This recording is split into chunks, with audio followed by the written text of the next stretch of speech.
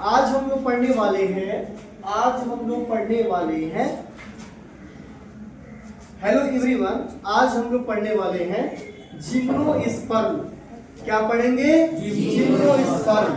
देखिए जिम्नोस्पर्म कैसे पौधे होते हैं जरा हम आपको बता दें। पादप जगत को 5 वर्गों में बांटा गया है। पहला है थैलोफाइटा, जिसे शैवाल कहते हैं, जिसमें जड़ तना पत्ती कुछ भी नहीं होता।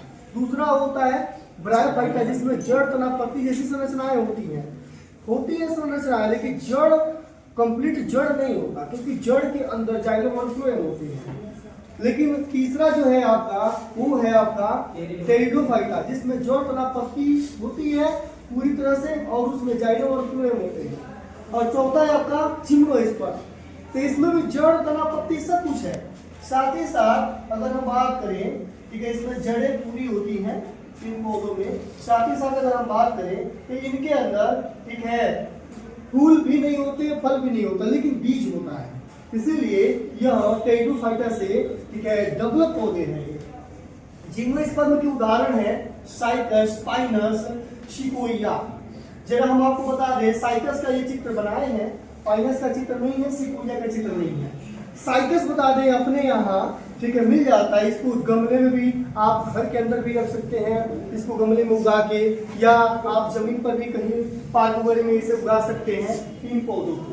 पाइनस के जो पौधे होते हैं हिमालय पर्वत के लगभग 1000 फीट ऊंचाइयों पे ज्यादातर ये पौधे मिल जाते हैं, जिसे चीड़ का पौधा बोलते हैं। क्या बोलते हैं? चीड़ का पौधा। तथा तीसरा जो है सिकोया, ये प्रशांत महासागर है, उसके तट पर ये पौधे मिलते हैं और इनकी ऊंचाई सबसे ज्यादा होती है। ठीक है, सिकोया पौधे को रेडवुड के नाम से भी जाना जाता है। लगभग यह 115 मीटर, ठीक है, मीटर ये लंबे होते हैं। ये पौधे 115 मीटर क्या होते हैं?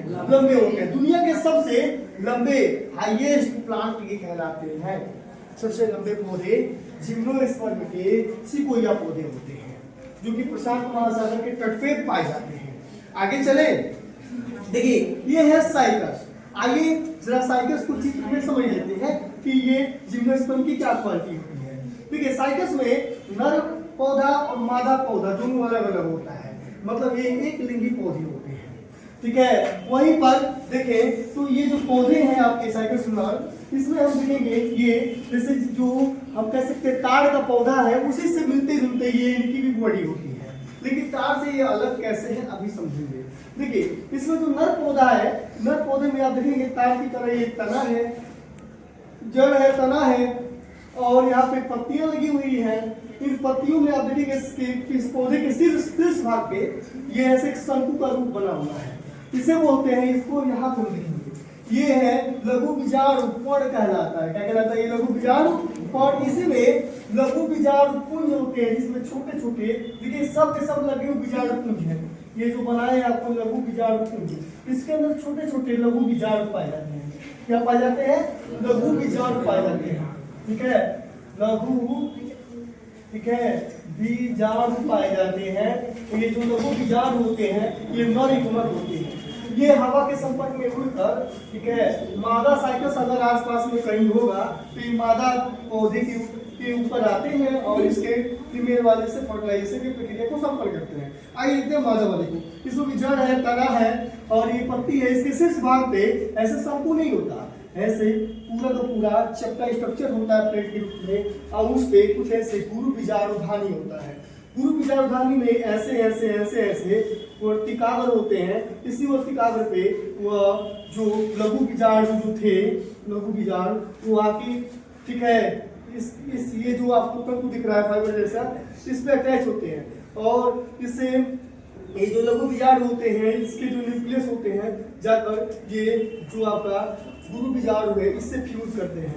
ये बीजांड है, ये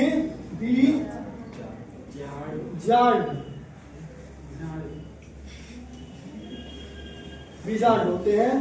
ठीक है, ये आपके मतलब ये बीजांड होते हैं। ये क्या होते हैं? बीजांड। बीजांड बता दें पौधों का मादा युग्मक होता है। क्या होता है? मादा युग्मक। तो ये जो लघु बीजाणु है उसके अंदर जाके बीजाणु के मादा केंद्रक से फ्यूज यानी कि बीजाणु मादा है, तो ये बीजाणु के केंद्रक से फ्यूज करके निषेचन की प्रक्रिया को संपन्न करते हैं।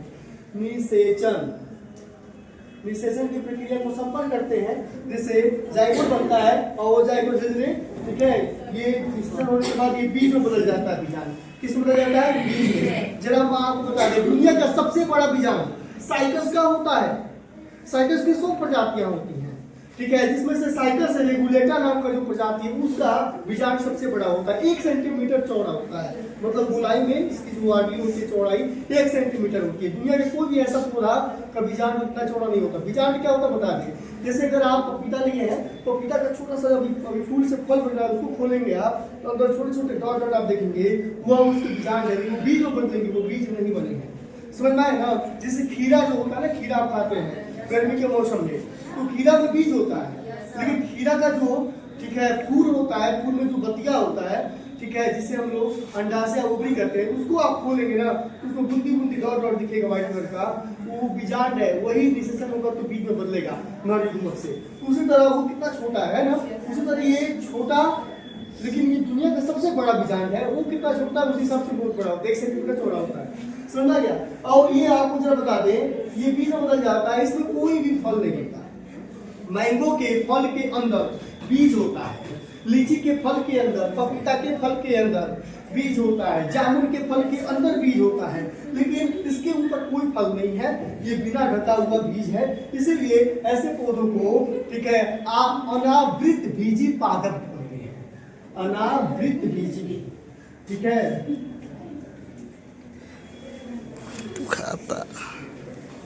अनावृत बीज, अनावृत का मतलब बिना ढका हुआ बीज, मतलब बीज ऐसे पौधे जिनके बीज बिना ढके होते हैं।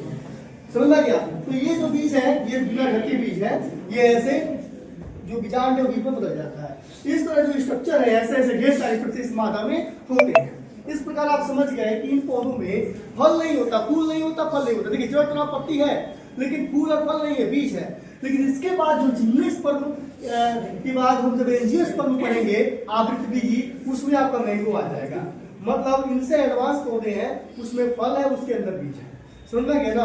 तो इस तरह उन सभी पौधों को जिसमें फूल और फल बनते हैं, इनको हम लोग एंजियोस्पर्म यानी कि आवृत बीजी पादप में रखते हैं। और जिसमें केवल बीज बनते हैं, फल और फूल नहीं बनता है, फल नहीं होता है, उसे अनावृत बीजी पादप कहते हैं। समझ गया? अनावृत, अनावृत, अब सही है ना? अनावृत, अरे क्या बोल रहे थे? अनावृत बीजी पादप। कोई बात नहीं, मिस्टेक कर दूसरा कोई दिक्कत समझ में आ गया? आई होप आपको ये टॉपिक समझ में आया होगा। ऐसे ही टॉपिक संबंधी वीडियो को देखने के लिए हमारे चैनल बायोलॉजी बाय मिराज को सब्सक्राइब करें और इस वीडियो को लाइक करें।